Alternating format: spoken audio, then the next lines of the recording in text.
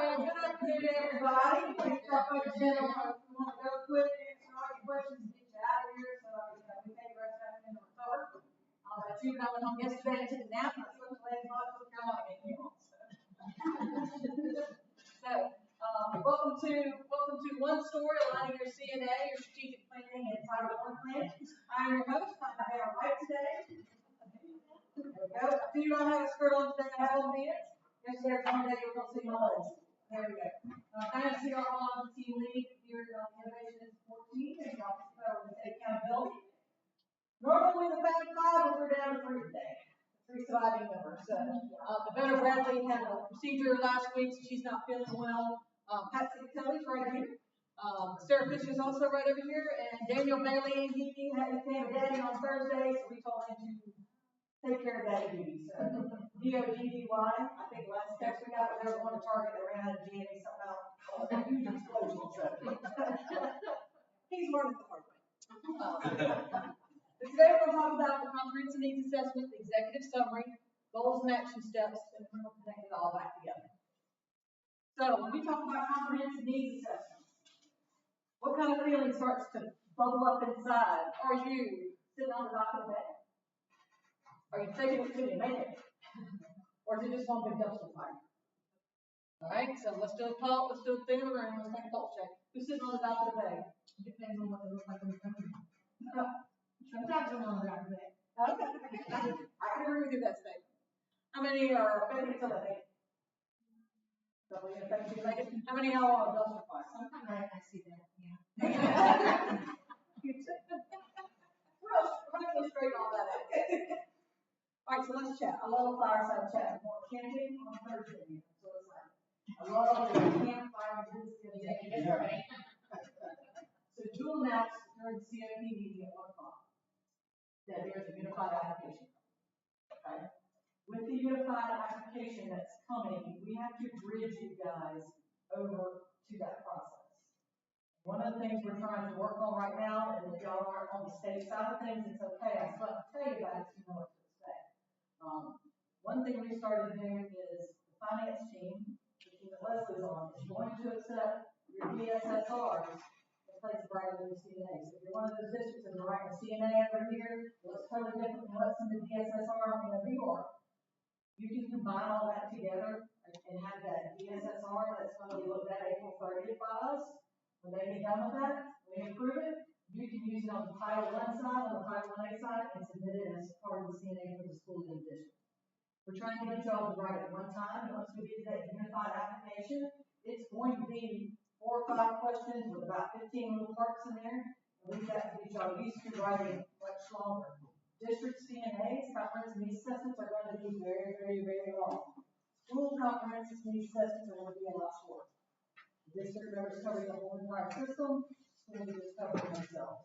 So being able to take that DSSR and slide it over into the Title I, once we've read it at April 30th deadline, will save you your principals and yourselves a lot of headache. All right, make that moving forward. The purpose of it all is building you up to a one unified application that's coming and bridging some of the parts and pieces that are working. So, for example, on our side of the house, our strategic portal died. And when you ask people to help us fix it, they're like, I don't even know how to code that. It's so old. So at a perfect timing, it's a blessing in disguise. The other part of it that Joel said was, with the unified application, the districts will be ready first, the schools will be later. So if the system's not working, we have to create a plan to kind of bridge all over. What I mostly happening is some sort of Dropbox for the schools. So if we go ahead and rip off the Band-Aid and move over to the one upload template or Word document, or if you have something that's working for you already, it's perfectly fine. We'll just all parts of it. We really don't care what it looks like. The most are starting to switch to that one upload because they're looking for something else.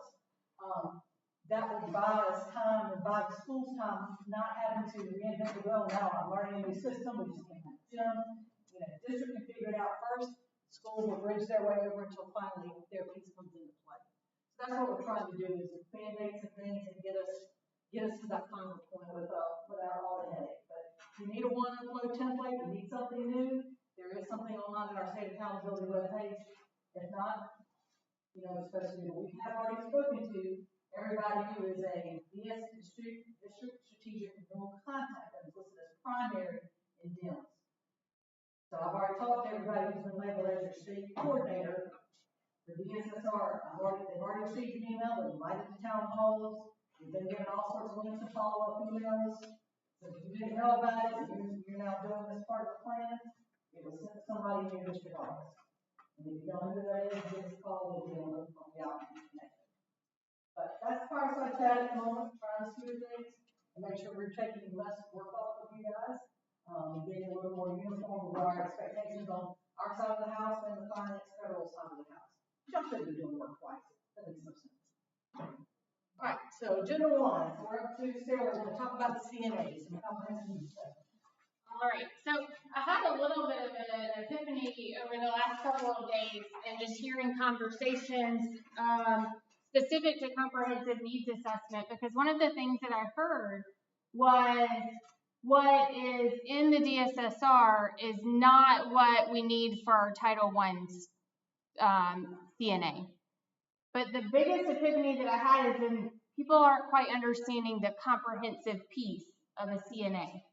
Because if you're comprehensive and looking at all of the pieces, you should be including that information about low income, ML students, and I'm talking about other titles, not just Title I, but your academics. DSSR requires school climate. You should be looking at those pieces, not just looking at your survey results. There's more to school climate than just the survey results. Your teacher admin quality. So there's so many pieces of it. And we've seen a range of just bare minimum of school report card links all the way to very comprehensive needs assessments. And so that's why we are becoming much more specific in what the expectation is. And I think CR said it earlier that there's compliance and there's excellence. So we've had a lot of people skating around the compliance piece, and we're trying to move towards excellence. So talking about the comprehensive needs, like I said, it is a systematic data-driven process. It's multiple data sources, your quantitative data sources, your qualitative data sources, but you're looking at the whole child and the whole system. Of course, as she stated earlier, the district comprehensive needs assessment is going to be significantly longer than a school because you're looking at that whole system of all schools. I know that the district I came from previously, one school in the district was very different than another school in the district.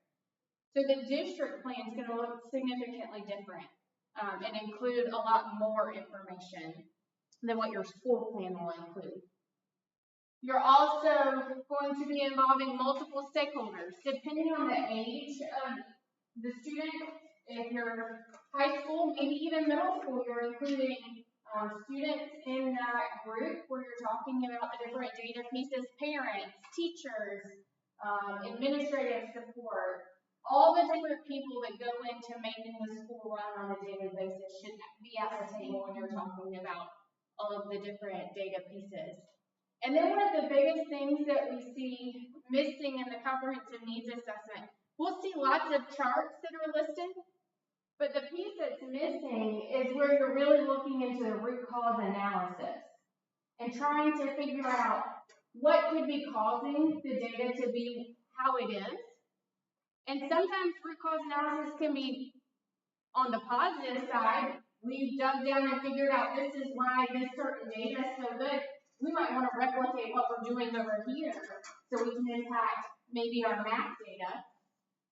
But it also is digging down so you know where to focus your goals and action steps. So all that's included in your CNA.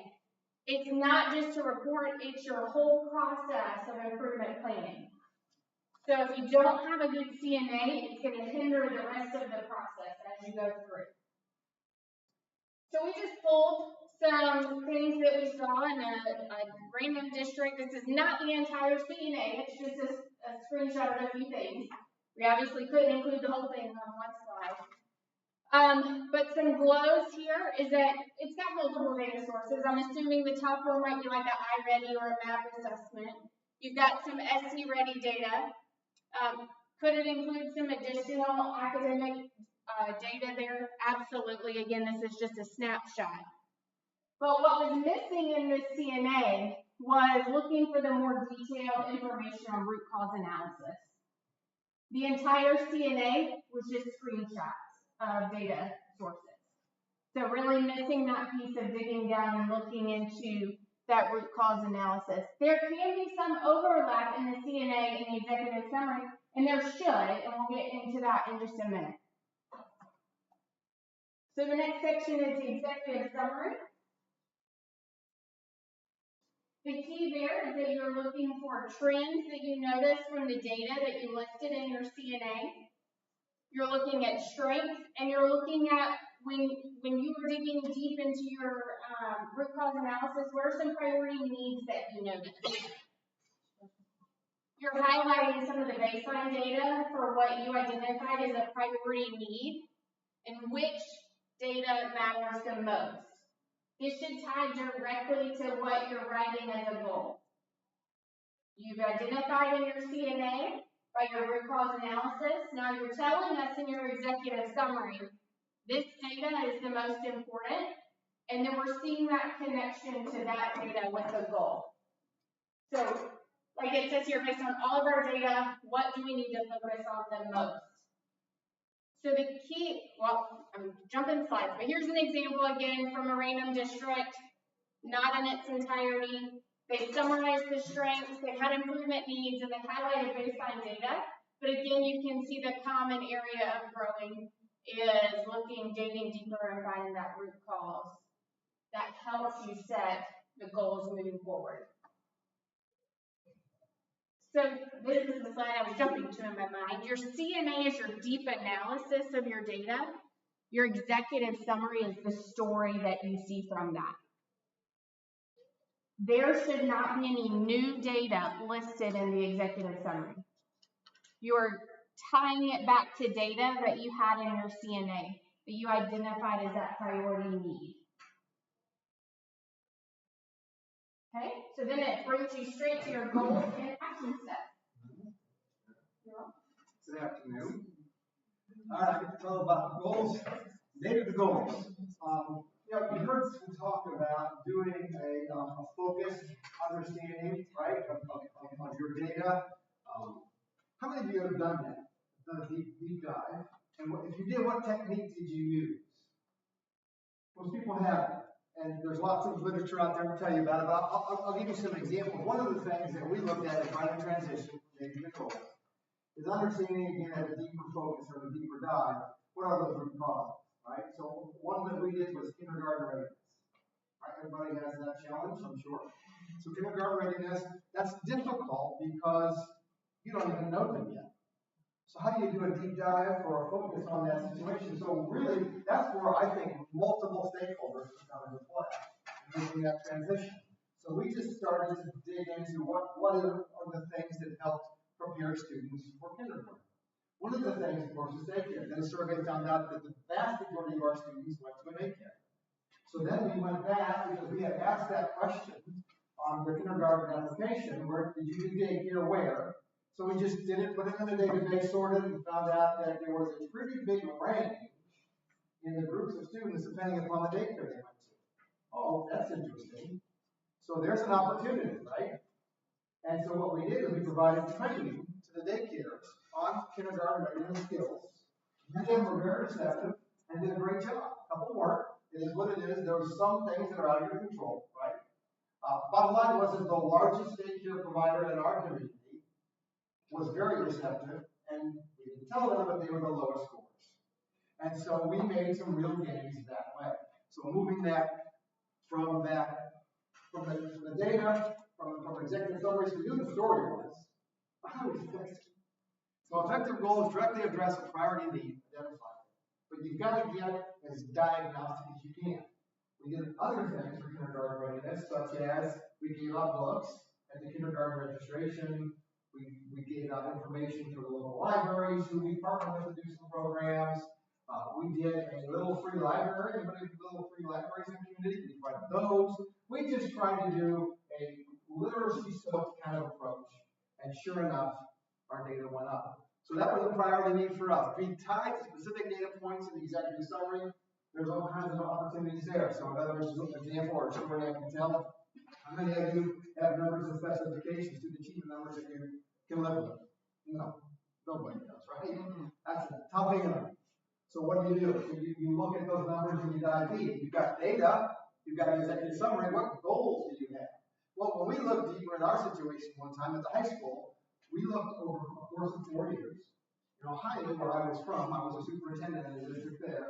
You have to pass the test as its own entity to graduate. So if you don't pass the math test, you don't graduate. Over 4 years of the, I think about 21 or 22 students, it wasn't a real large district, about 3,200 kids, that were receiving their math instruction in a resource room pull-out setting. How many passed the test? 0.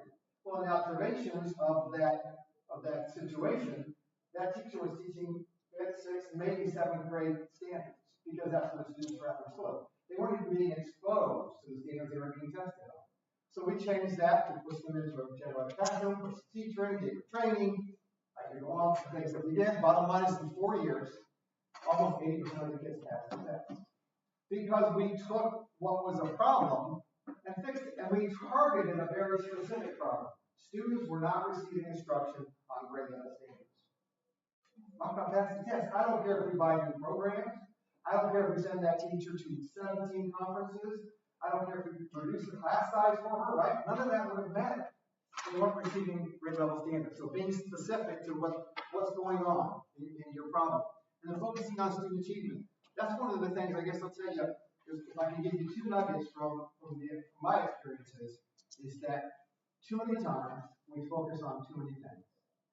Find several priorities, whether it's 3 or 4, or maybe 5. The research would say no more than 6. Probably 3, 4, or 5, unless you're a huge district. And focus on those things. The other thing is you've got to have measurable information, diagnostic data throughout that process. If all you do is wait till the interim data for the next year and say, how did the SC ready scores go? How did the end of course scores go? That's way too late. And again, we use medical examples. You know, if you went and got a prescription for an ailment and you knew it wasn't going well, but said, you know, this is what I have, I'll wait a year and let's see how it goes, right? The patient could be in trouble by the time you're waiting too long. You've got to have information that provides you feedback throughout that process. So that is if the goals are based upon data, not just on assumptions. All right, so writing strong action steps, using that as, so to ensure the alignment, each action step should respond to the root cause. Again, root cause is deep, difficult work. I bet most of you haven't done it. And so there's 5 whys, if you've ever tried that, fishbone, there's several research-based strategies. I would ask you to look it up. We'd be happy to help you with it if you'd like. But if you don't get to the root cause, like in my situation with the math, give you one more story. So we had done PBIS in our district. And it had made an impact. We had the morning meetings elementary and all kinds of things that our counselors were doing. And there were some good things going on, but our one counselor, who was empowered, which is awesome, noticed that there was a number of students in this one elementary school that wasn't ready to learn. They were coming to her, teachers were talking about some of the challenges. This larger group or cohort of students. And she started to put the names together and did a little work, and guess what she found out? They wrote on the same 2 buses. And guess what we found out? That the bus drivers are screamers. And so in the morning, some of these kids, it's just a big enough area that they were geographically were on the bus for 20 or 30 minutes and being screamed at most mornings. So guess what the 6 and 7-year-old came to school like? Emotionally unready to learn. So what did we do with our PBIS? We included our bus drivers.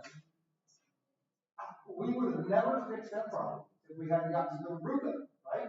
We're PBIS, we're doing morning meetings. Most of our kids are really emotionally ready to learn. Why is this 1-6 not ready? Oh, I don't know. It's not working for them. No, we got deeper. Actually, one of our employees was empowered enough to dig deeper, and then we supported that process, and that became a real change that impacted students in a real way. Reflective adult practice system changes. There's an example of adult practices.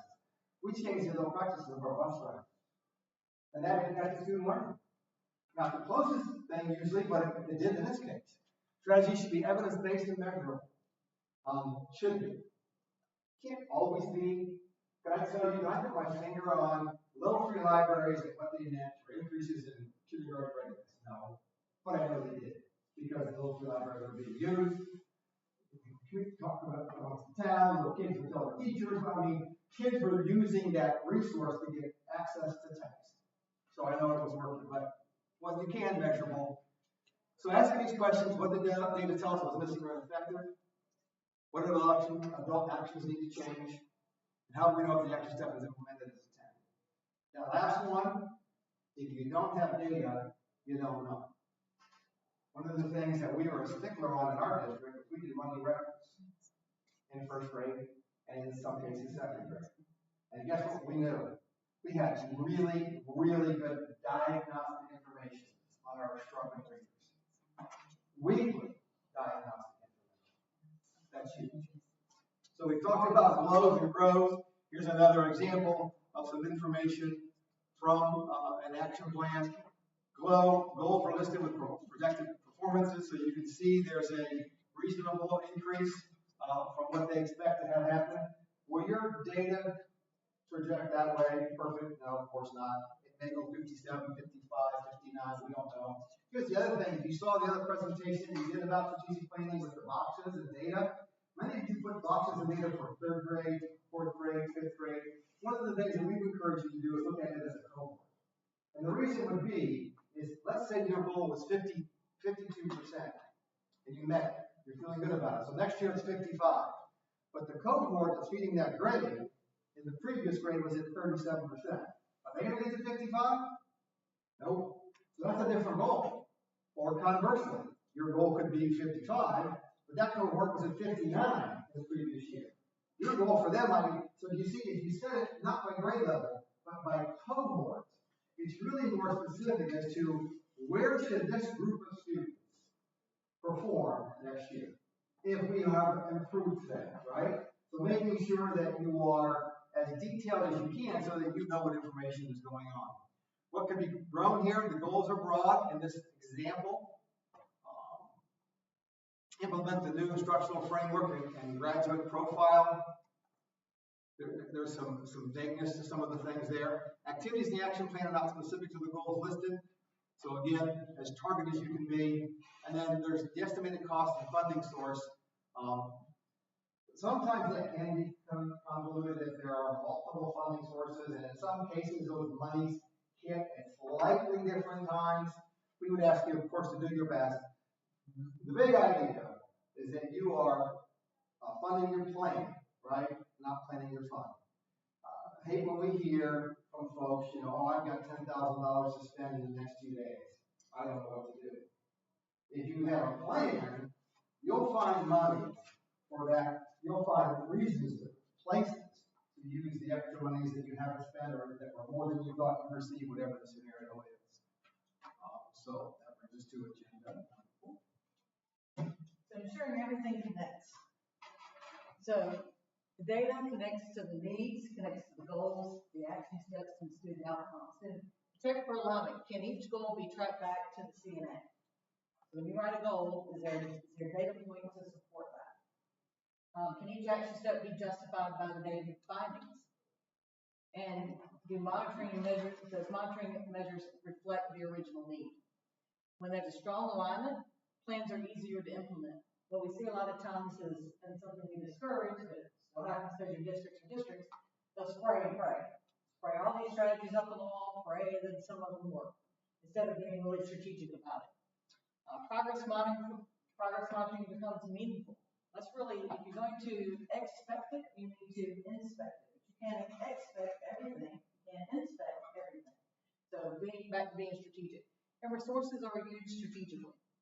Something Pat hit on just a second ago that kind of reminded me. When these things are aligned, it makes it easier for the finance team side of our office to approve your Title I plans. These strategies, if you're writing in your DSSR plan, should be written right into GEMS and funded. That's how they all connect, because it's supplement, not supplant.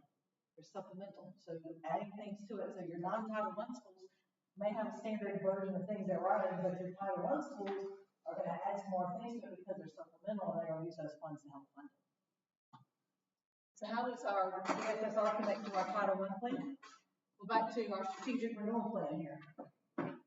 On our side, on the state side of the house, we've got to have a comprehensive needs assessment and executive summary of the needs assessment and data findings. So does the Title I plan. So using it in both places. Action plan and activities. You have to write out specifically, we're going to try on some sort of reading interventionist. We all pay for that in the 501 anyway, so why is it not written over here? We've seen that in a lot of places where y'all have great things going over here and it's very general over here. And when that expenditure can be put right back into the strategic plan. Estimated cost and funding source. A lot of times we see NA or TBD, but really, if you're using these two plans together, you should be having those conversations with your school improvement council because their job is to help principals figure out how to spend that money. So there should be some estimated costs. Again, not down to the dollar or penny, but we know that reading program is going to cost $10,000, thereabouts. Now, by the time you get the gyms, it may be $10,187. That's perfectly fine. But when you and your principals start thinking about it now in this planning session, when it's time to go to put it into motion in June, when you've got to put it in gyms, when your principals are tired, you're tired, you may or may not have come off that vacation, you still might be working vacation. This makes it a lot easier to know, hey, you'd be surprised because we're on Monday morning about the margaritas, right? But anyway, coming in and knowing, okay, we already said we were going to put $10,000 to it, so let me get on the gym side, let me do that final allocation number. And then evaluation and implications of implementation. They work both ways on both sides. We're looking for return on investment. That's what the state's looking for. How are you using our funds and growing our shares? All right, so let's look at this example. So we've got a CNA finding that 60% of reading are not met and 51% are not met in math. And they're going to measure this by the winter benchmark with iReady. So the executive summary here. Since there is current momentum for iReady based on the winter benchmark, we will focus on PLCs, data-informed small group instruction, interpret and apply various data sources, workshop model, and strategic push, pull-in, and pull-out models to enhance our momentum. So the goal is going to be, by the end of 26-27 school year, the percentage of students meeting or exceeding their stretch goals on iReady reading will improve by 3 percentage points, and the same thing for math.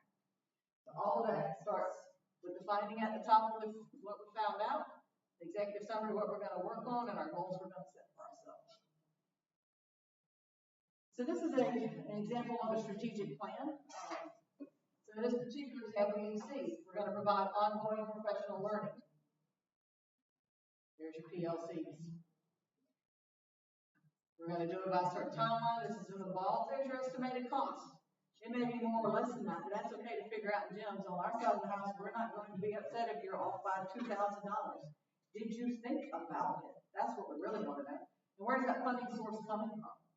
And then how are we going to show implementation and evaluation? Same thing with instructional coaching.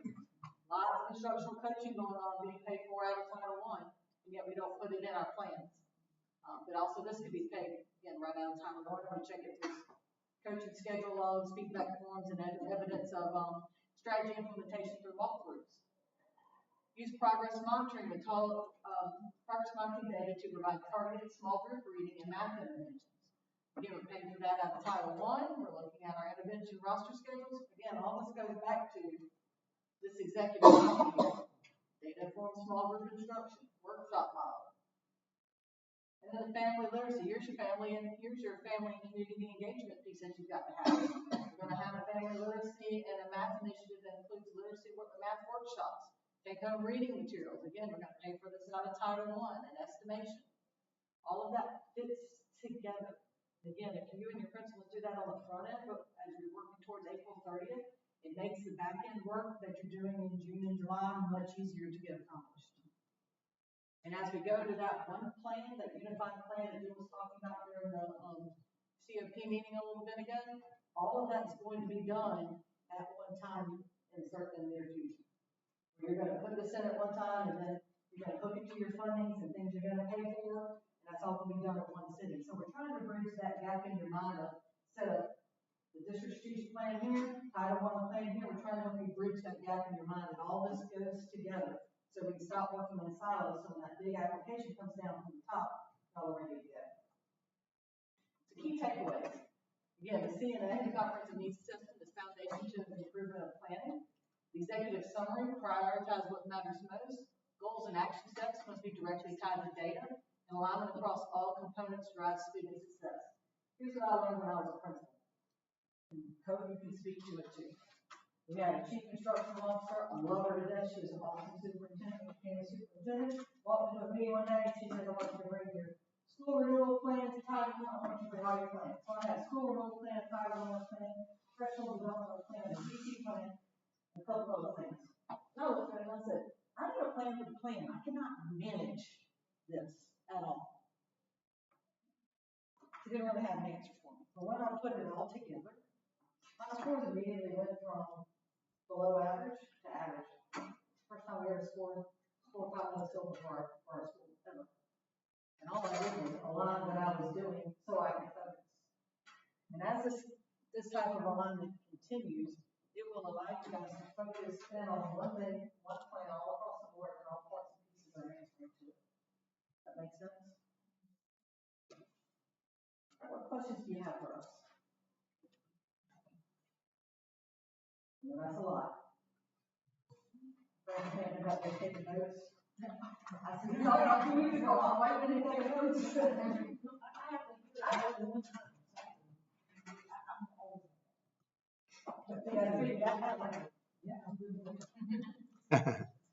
you've got any questions, please reach out to us. We're glad to come out and do any type of professional development thing you guys that can make this process a whole lot easier.